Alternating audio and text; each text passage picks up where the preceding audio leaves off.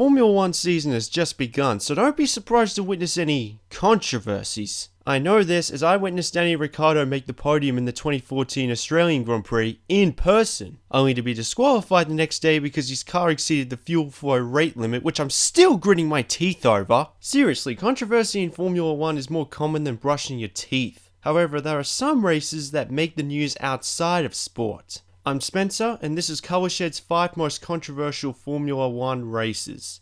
Warning, contains mature content. Season controversies like Spygate 2007, practices including the death of mechanic Giovanni Amadeo in the 1981 Belgian Grand Prix, or qualifying including Michael Schumacher's pretend crash in the 2006 Monaco Grand Prix, don't count. Number 1. The 1989 and 1990 Japanese Grand Prix. It may look like I'm cheating putting 2 races in one entry, but bear with me. If you think the rivalry between Lewis Hamilton and Nico Rosberg was heated, think again. It ain't nothing compared to Alain Prost and Ayrton Senna when they were teammates in the late 80s. Going into the Japanese Grand Prix in 1989, Alain Prost was leading the championship tally. If Senna didn't win this race, Prost would win the world championship. By then, the heat between these two had already reached boiling point. Senna had a rocky start but caught back up to Prost, who was leading the race. Then at the final chicane on lap 46, they collided with each other. Prost was out, but Senna called for the stewards to push him back onto the track, replaced the front wing, and continued on to win. But the crowd noticed that nobody was on the podium for quite some time. Yep,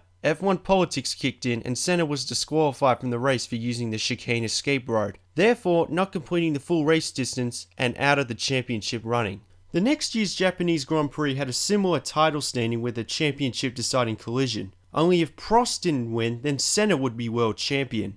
Senna was able to gain pole position, but there was beef over which place to start on the grid. Second place had the racing line, and Senna wanted to start there because it had more grip. Unfortunately, FIA President Jean-Marie Balest rejected, but Senna was having none of it. The race started and Prost was already overtaking Senna, but on the first corner they collide, forcing both of them to retire, giving Senna the world championship. It took Senna a year to admit he deliberately crashed into Prost in retaliation for the 1989 Japanese Grand Prix debacle, claiming he was, quote, fucked many times by the system and it had to be my way.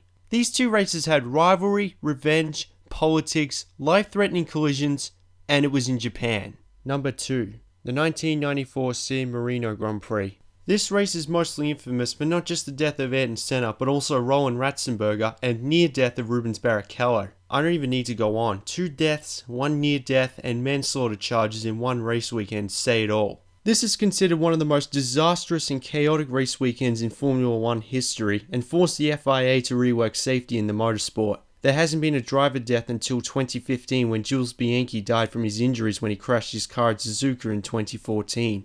Number 3. The 1994 Australian Grand Prix and 1997 European Grand Prix. These 2 races also combine as both of them have a championship deciding collision caused by Michael Schumacher. On the last race of the 1994 season in Adelaide, with Schumacher leading the championship tally by 1 point over Damon Hill. On lap 36, Schumacher hit the guardrail, causing enough damage to potentially retire the race. Hill was attempting to overtake, but then they both collide. Schumacher retired and Hill went into the pits to fix the damage, but it was too much, giving Schumacher the Drivers' Championship. Michael Schumacher was in a similar position 3 years later when he was 1 point ahead of Jacques Villeneuve leading up to the European Grand Prix.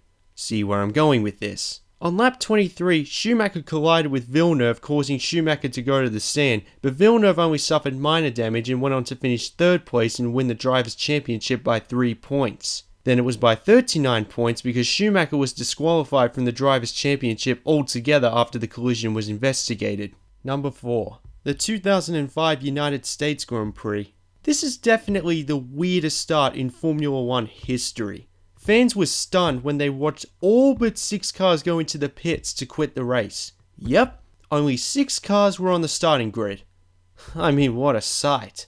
Apparently, Michelin weren't able to supply tyres that could last the entire race thanks to a banked turn that caused the tyres to collapse. This was a breach of F1 rules, the tyres were deemed unsafe, and every single car that used Michelin tyres were forced into the pits on the parade lap, leaving the cars with Bridgestone tyres on the track.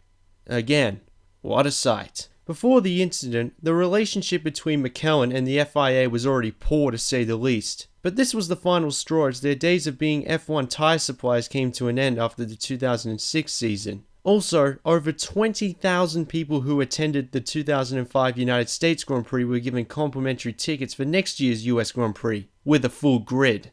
Number 5. The 2008 Singapore Grand Prix. This was the first time the Formula 1 was held in Singapore and at night, but it will always be remembered for 2 words: Crash Gate. Fernando Alonso was 15th on the grid. On lap 12, he went into the pits for a tyre change, but very shortly, his teammate Nelson Piquet Jr. had an accident which brought the safety car out. Alonso was able to get in front of the safety car, therefore get closer to the pack and go on to win. However, a year later, Piquet Jr. claimed he was ordered to crash his car in the Singapore Grand Prix to give Alonso the advantage to win. The FIA responded with charging the Renault F1 team with conspiracy.